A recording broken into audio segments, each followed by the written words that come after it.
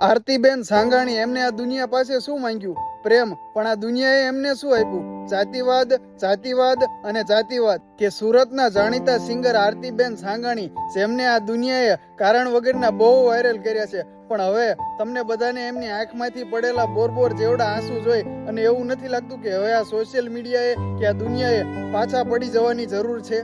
મારે આ વિષય ઉપર કોઈ ચર્ચાઓ નહોતી કરવાની, પણ એમની આંખમાંથી પડેલા આ બોરબોર જેવડા આંસુડા આ દુનિયાને અને મને અને તમને સૌને દસ્તક આપે છે કે એમનો વાંક શું છે. શું આપણા દેશની અંદર પ્રેમ કરવો એ ગુનો છે? આપણે બધા એવી વાતો કરીએ છીએ કે પ્રેમ એ જાતિ, સમાજ, ધર્મ અને સમુદાય આ બધાથી પર હોય છે, આ બધાથી ઉપર હોય છે. તો આજે આપણે શું કામ આ બાબતનો વિરોધ કરીએ છીએ?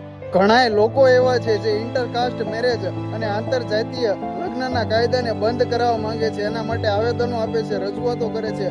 પણ એ બધા સમક્ષ એક વાતની ચોખવટ કરીશ કે આંતરજાતીય લગ્ન અને ઇન્ટરકાસ્ટ મેરેજ પ્રેમ લગ્નનો કાયદો છે ને, એ દેશના બંધારણના ઘડવૈયા ડોક્ટર બાબા સાહેબ આંબેડકરે બનાવ્યો છે. અને એ કાયદો કોઈના ઘરની ઇજ્જત જાય કે કોઈને લાંછન લાગે એના માટે નહીં, પણ આ દેશમાંથી જાતિવાદને જડમૂળમાંથી નાબૂદ કરવા માટે બાબા સાહેબે આ કાયદો બનાવ્યો હતો. અને તમારી જાણકારી માટે એ પણ જણાવી દઉં કે ડોક્ટર બાબા સાહેબ આંબેડકર એ વ્યક્તિ હતા જેમની પાસે 30 થી 32 ડિગ્રીઓ હતી અને જેમણે આપણી પેઢીઓ જ્યાં નથી પહોંચી ને એવી કોલંબિયા યુનિવર્સિટીની અંદર આજ એમનું સ્ટેચ્યુ છે અને એની નીચે સિમ્બોલ ઓફ નોલેજ લખેલું છે કે જ્ઞાન આને કહેવાય, ભણતર આને કહેવાય, એજ્યુકેશન આને કહેવાય. એવા ભણેલા ગણેલા વ્યક્તિએ જ્યારે આવો કાયદો બનાવ્યો છે ત્યારે એને કાંઈક તો વિચાર્યું હશે ને, એની પાછળ કાંઈક તથ્ય એ BR આંબેડકરે જોયું હશે અને પછી એ doctor Baba Saheb આંબેડકરે intercaste marriage act એને મંજૂરી આપી અને પ્રેમ લગ્ન રહ્યા એને મંજૂરી આપી. અને અંતે જે લોકો, જે અસામાજિક તત્વો કિંજલ દવે અને આરતીબેન સાંગાણી જેવા